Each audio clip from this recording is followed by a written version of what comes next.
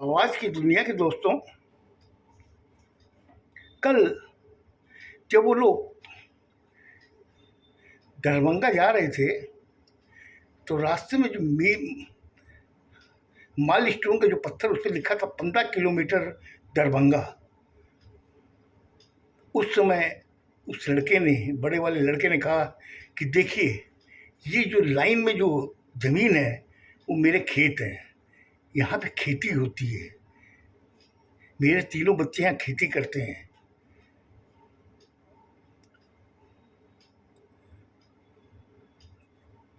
उधर में उसका बड़ा भाई, उसका बाप, उसकी माँ और छोटा वाला बेटा वो देख रहा था। वो सब आश्चर्यचकित हो रहे थे कि ये क्या है, कैसे लड़का ये सब बता रहा है। अचानक कोई 3 किलोमीटर चला होगा गाड़ी, चलने के बाद में बड़े वाले लड़के ने ड्राइवर से कहा कि देखिए, ये एक जो ढाबा है यहाँ आप गाड़ी रोकी है। वो ढाबे पे गाड़ी रोकी गई। तो उस समय बड़े वाले लड़के ने कहा कि आप लोग एक काम कीजिए, यहाँ पे चाय वगैरह पी लीजिए, बहुत अच्छी चाय बनाता है और नाश्ता भी बहुत अच्छा देता है, ये हम लोग जनरली यहाँ पे करते हैं। लड़के के ताऊ ने जब ये बातें सुनी तो वो भी सोच रहा था कि आखिर ये क्या हो रहा है। मतलब उसको एक सपना टाइप का लग रहा था। गाड़ी रोकी गई, वहाँ ड्राइवर भी उतरा, ताऊ भी उतरा, ताऊ का छोटा भाई, मतलब लड़के का बाप और माँ और वो छोटा वाला बेटा, वो तीनों चारों उतरे। उतर के वो उस रेस्टोरेंट में गए। रेस्टोरेंट क्या था, हाईवे में जो ढाबा होता है उसी में गए। वहाँ पर देखा कि बाहर में काफ़ी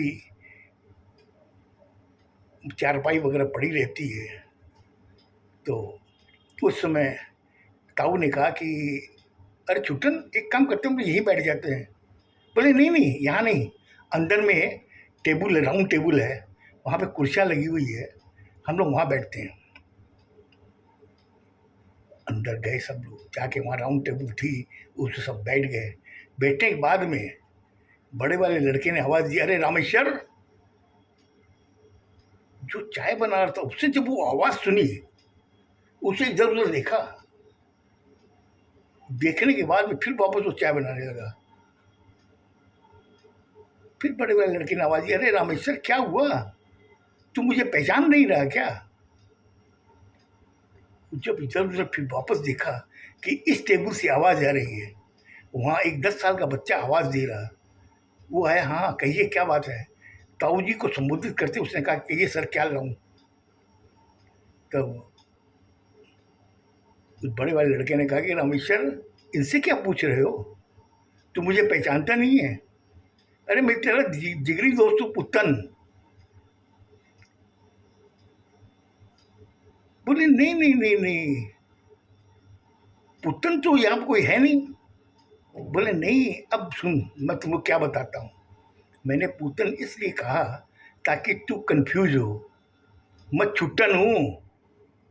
इतना कहना था कि वो आश्चर्यचकित होकर उसको देखने लगा, उस 10 साल के बच्चे को, रामेश्वर। उसने कहा, छुट्टन तुम इतने छोटे कैसे हो गए? बोले मैं कहाँ छोटा हूँ, तुम मेरे बच्चों को नहीं पहचानते, तुम अपने भतीजों को नहीं पहचानते?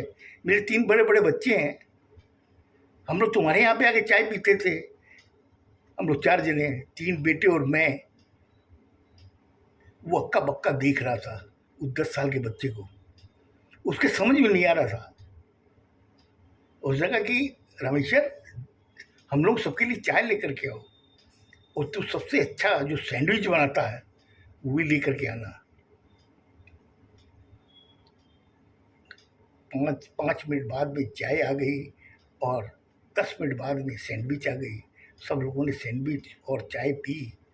पीने के बाद में उसने अपने ताऊ की तरफ इशारा किया कि सर, एक काम कीजिए, रामेश्वर को पैसे दे दीजिए आप। अरे रामेश्वर, आज मैं पैसे नहीं लाया हूँ। बोले नहीं नहीं नहीं, कोई ज़रूरत नहीं है छोटन भैया, आप बाद में दे दीजिएगा। बोले नहीं, मैं उधार कभी करता नहीं हूँ सर, आप दे दीजिए इनको। और वो मूर्ति बना हुआ, जैसे वो बड़ा वाला लड़का कह रहा था वैसे ही उसका ताऊ पेमेंट निकाल के उसको दे दिया। देने के बाद में वो लोग वापस गाड़ी में बैठे। बैठने के बाद आगे चले, तब उसने कहा कि सर अब मेरा यहाँ से घर 11 किलोमीटर है,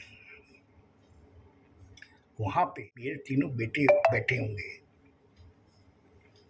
और मेरी माँ 3 साल से खाट पर है और मेरे पिताजी बुढ़े हो गए हैं, उनको कम दिखाई देता है, और मेरी पत्नी, उसका क्या हाल होगा मुझे मालूम नहीं है, लेकिन जब वो मुझे देखेगी तो बहुत खुश होगी। ये सब बातें कर रहे थे, करते करते वो दरभंगा में घुस गए। घुसने के बाद में बड़े बड़े लड़के ने ड्राइवर से कहा कि जब ये जो बड़ा मकान जो दिखाई दे रहा ना, उस मकान के गेट पे ले चलो, वहाँ गाड़ी रोकना। बड़े वाले मकान के सामने गाड़ी रोकी गई। वहाँ से सबसे पहले उतरा पुत्तन।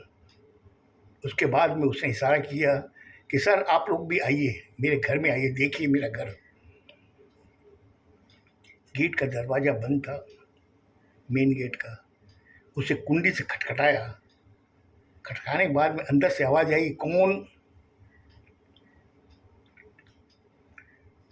उसने कहा कि मैं पुत्तन हूँ, दरवाज़ा खोलिए। दरवाज़ा जब खोला गया तो सामने उसका बड़ा वाला लड़का खड़ा हुआ था।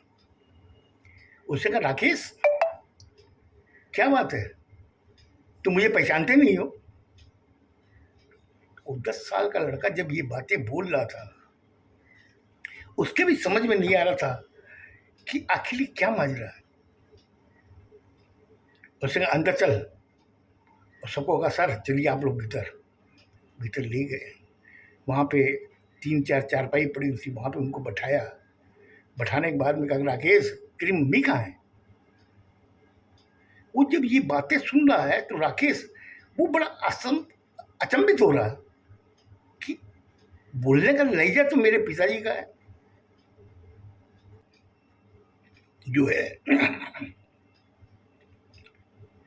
ये क्या बोल रहा है? फिर उसने कहा कि दिनेश कहाँ है? राकेश अचंभित सा बोला, बोले वो तो बाहर गया हुआ है।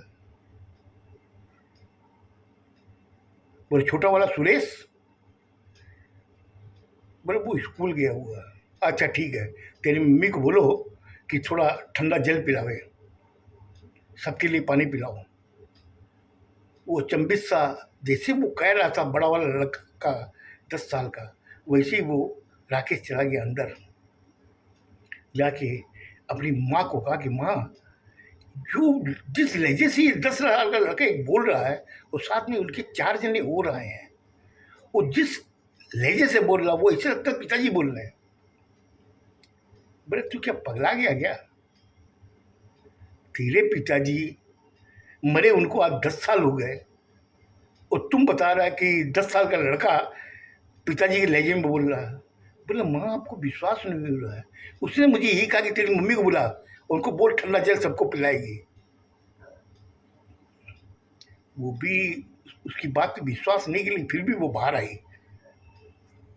आकर के उसने जब सबको देखा, देखने के बाद में कहा कि आप लोग कहाँ से आए हो? तो बड़ा वाले लड़के ने कहा अरे सुलोचना, क्या देख रही हो, तुम मुझे पहचानती नहीं है? अरे मैं तेरा पति हूँ, जिसको सबसे ज़्यादा प्यार करती थी। आज अपने 3 बच्चे हैं और पिताजी कहाँ हैं? इतना कहना था कि वो भी अचंभित हो गई। उसने कहा ये क्या हो रहा है? अंदर अंदर वो सोच रही है कि लहजा तो मेरे हस्बैंड का था, मेरे पति का था, इसी लहजे में ये कैसे बोल रहा है? उसने कहा आप कौन हो? अरे सुलक्षा तू मुझे पहचानती नहीं, मैं छुट्टन हूं, और तू मुझे इस तरीके से क्यों देख रही है? वो चंबी से खाली उसी को देख रही थी, लड़के को। देखने के बाद में आगे क्या हुआ, ओ सुलोचना ने क्या जवाब दिया, और वो जो 4 जन उनके साथ आए थे वो भी अचंभित थे। वो घर वाकई बहुत बड़ा था। इसके आगे की घटना मैं कल बताऊंगा आपको, सुनिएगा क्या हुआ था। खुश रहो, स्वस्थ रहो, धन्यवाद।